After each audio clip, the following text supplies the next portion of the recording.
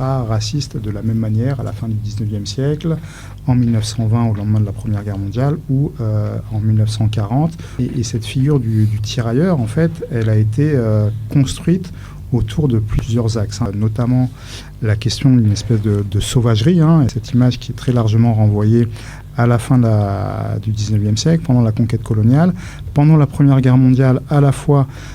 par des caricatures de presse française et allemande. Et en fait, au lendemain de la Première Guerre mondiale, on va avoir l'occupation de la Sarre et de la Rhénanie en Allemagne par les troupes coloniales,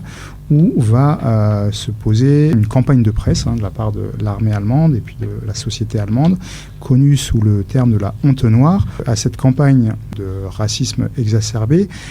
les autorités françaises vont réagir en vantant la mission civilisatrice et en promouvant cette image d'un tirailleur banania, d'un tirailleur grand enfant.